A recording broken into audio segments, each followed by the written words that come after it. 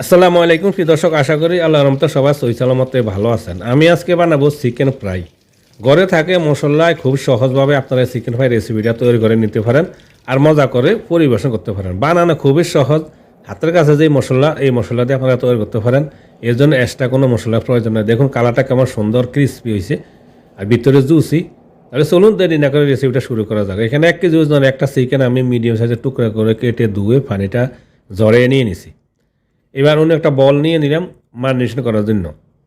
আর এতে প্রথমে দিয়ে দিলাম আমি একটু লেবুর রস, প্রায় 1 টেবিল চামচের মতো হবে একটু লেবু চিপে নিয়ে নিলাম। তারপরে দিয়ে দিলাম 2 টেবিল চামচ টক দই,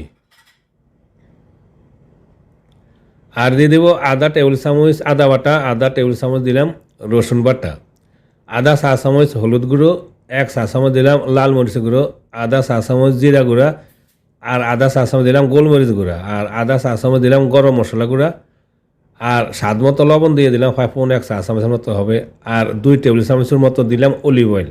এবার মশলাগুলো একটা চামচ দিয়ে আমি মেখে নিয়ে নিব ভালো করে।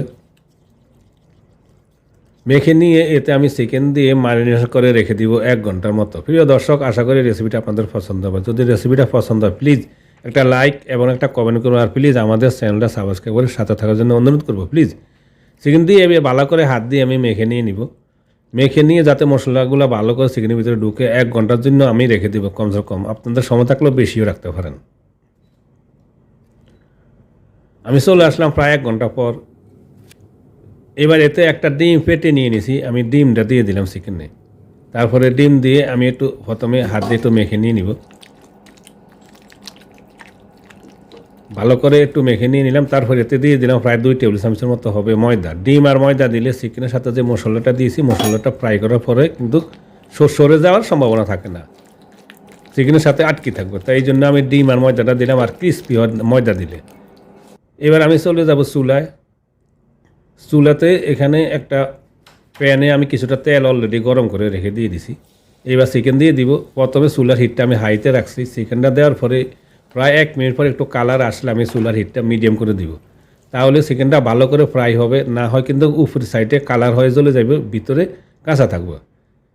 কিছুক্ষণ পর 1 সাইড হওয়ার পর আমি চিকেনগুলো উল্টে দিলাম। আমি কিন্তু এবার চুলার হিটটা মিডিয়ামে রাখছি, মানে মিডিয়ামে থেকে একটু হাই থেকে কম আর কি, মিডিয়াম হাইতে রাখছি। তারপরে আরও একটা উল্টানি দিয়ে আমি এবার চিকেনটা অলরেডি ফ্রাই হয়ে গেছে, এবার উঠে নিয়ে নিব। দেখুন চিকেনগুলো কেমন সুন্দর ক্রিস্পি হয়েছে, মাশাআল্লাহ কালারটাও দেখতে সুন্দর। আমি সম্পূর্ণ চিকেনগুলো একবার দিতে পারি না, আমার আরও অর্ধেকটা চিকেন রয়ে গেছে, বাকি চিকেনগুলো এবারে দিয়ে দিব। আর একই প্রসেসে আমি মিডিয়াম হাই হিটে রেখে চিকেনগুলো ফ্রাই করে নিয়ে নিব। কিছুক্ষণ পরে আবার উল্টে দিলাম, আমি আরও একটা উল্টানি দিব। সম্পূর্ণ ভিডিওটা আপনাদের দেরি হয় দেখে আমি বড় হয়ে দেখে দেখাই নাই, আমি শর্টকাটে দেখানোর চেষ্টা করছি। এই চিকেনগুলো আমার হয়ে গেছে, দেখুন আমি মিডিয়াম হাইটে রেখে ফ্রাই করে নিয়ে নিয়েছি। ফ্রাই করতে আমার প্রায় 7-8 মিনিট সময় লাগছে প্রতিবারে। চিকেনটা উঠে নেওয়া হয়ে গেছে, আমার চিকেন ফ্রাই রেডি। দেখুন কেমন সুন্দর মাশাআল্লাহ কালারটা। আপনারা এইভাবে গরম গরম পরিবেশন করতে পারেন, খুবই মজা করে। প্রিয় দর্শক, আশা করি রেসিপিটা আপনাদের পছন্দ হবে। যদি রেসিপিটা পছন্দ হয় প্লিজ একটা লাইক দিবেন আর কমেন্ট করবেন, আর বন্ধুদের সাথে শেয়ার করবেন যদি বেশি পছন্দ। আর আমাদের চ্যানেলটা সাবস্ক্রাইব করে সাথে থাকার জন্য অনুরোধ করবো। সবাই ভালো থাকুন, সুস্থ থাকুন, আবার দেখো ইনশাল্লাহ। আল্লাহ হাফেজ।